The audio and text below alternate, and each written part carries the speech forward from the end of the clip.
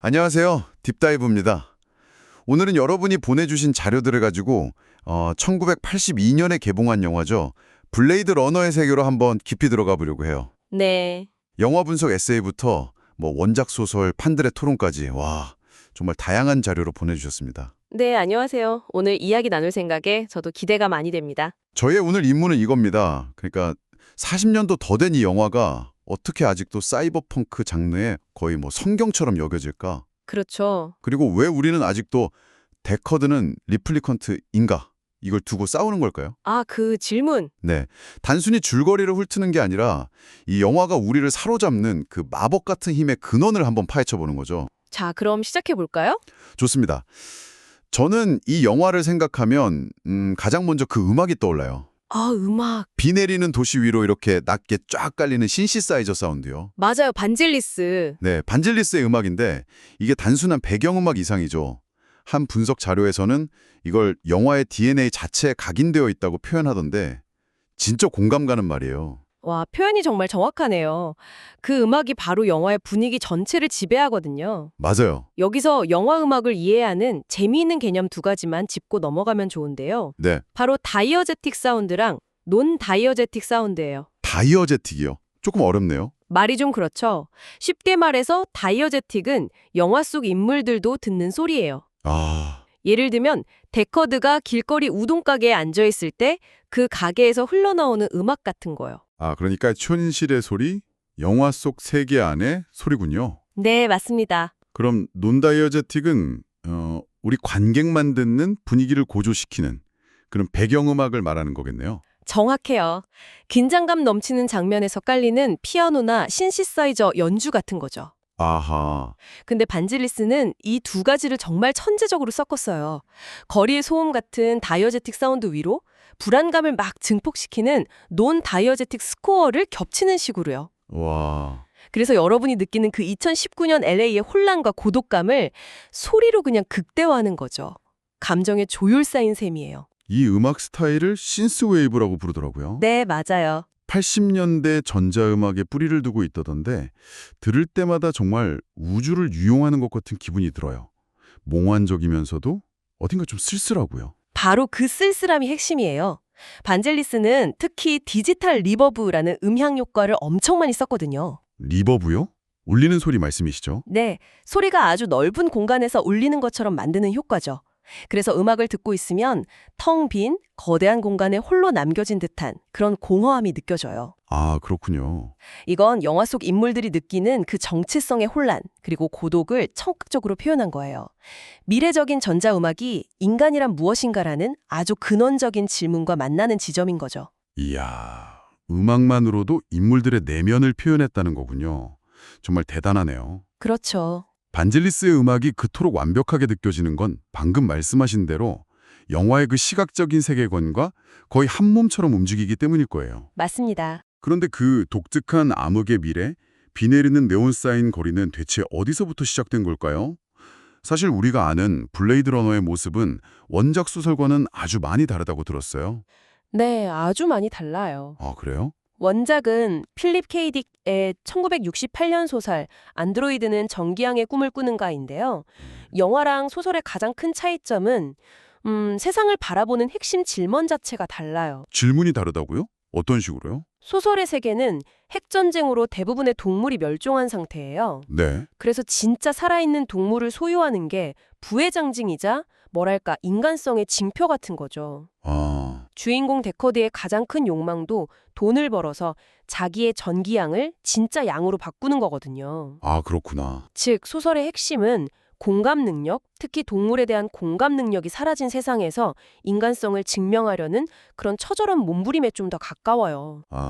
그래서 영화 속에서도 리플리컨트인지 아닌지 판별할 때 동물에 대한 질문을 하는 거군요. 바로 그거죠. 원작의 흔적이 남아있는 거네요. 네.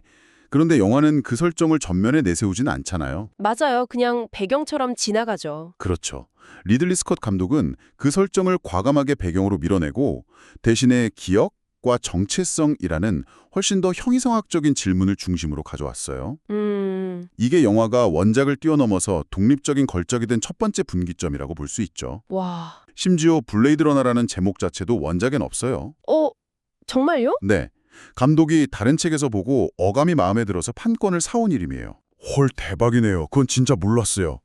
결국 영화는 원작의 뼈대만 빌려와서 완전히 새로운 이야기를 창조한 셈이군요. 네, 바로 그렇죠. 그 결과물이 바로 사이버펑크라는 장르의 시작이 된 거고요. 맞습니다. 조금 더 정확히 말하면 네오누아르와 SF의 결합이라고 할 수 있어요. 네오누아르. 필름 누아르의 특징들 있잖아요. 뭐 냉소적인 탐정, 그를 유혹하는 판파탈, 그러니까 레이첼 같은? 아, 네네. 그리고 도덕적 경계가 무너진 어두운 도시 같은 것들요. 여기에 거대 기업이 지배하는 미래나 인공지능, 환경오염 같은 SF적 설정을 더한 거죠. 시각적으로도 정말 독보적이었어요. 그렇죠. 시각적으로는 에드워드 호퍼의 그림, 나이트 호크가 주는 그 도시의 고독감, 그리고 프랑스 SF 만화의 미래적인 디자인에서 영감을 많이 얻었어요. 그래서 최첨단 기술이랑 낡고 부패한 것들이 뒤섞인 레트로핏 미래를 창조한 거죠. 아, 이처럼 낯선 세계를 현실감 있게 구축하는 세계관 구축 능력이 이 영화를 정말 전설로 만들었습니다. 듣고 보니 1982년 영화 한 편이 진짜 많은 것을 담고 있었네요. 네, 그런데 이야기는 여기서 끝나지 않았잖아요. 이 어둡고 매력적인 세계관은 수십 년에 걸쳐서 계속 확장되었죠.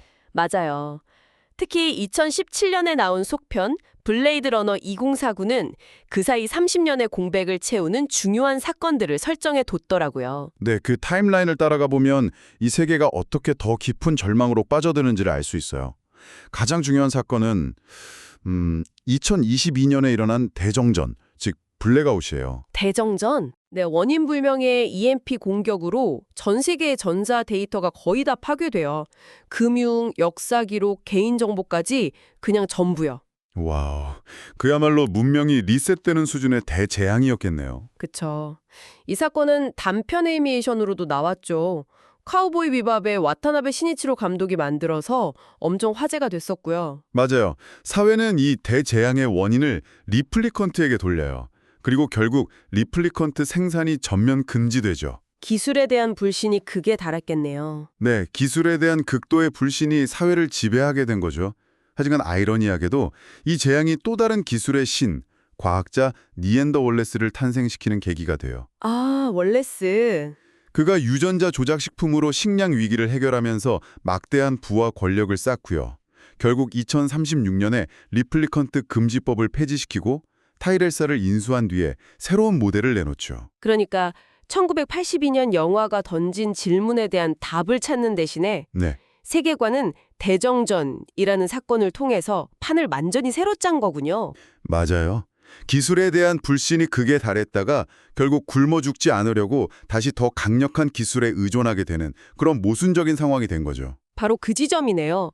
블레이드 러너 2049의 배경이 되는 2049년의 LA는 해수면 상승으로 거대한 방벽까지 세워진 훨씬 더 암울한 곳이잖아요. 네, 그렇죠. 이 확장된 타임라인은 단순히 안드로이드의 이야기가 아니라 재난 앞에서 인간 사회가 어떻게 무너지는지, 거대 기업이 어떻게 그 공포를 지배하는지, 그리고 감시와 통제가 어떻게 일상이 되는지를 보여주는 거대한 서사인 셈이죠. 결국 이 모든 이야기는 하나의 질문으로 다시 돌아오는 것 같아요.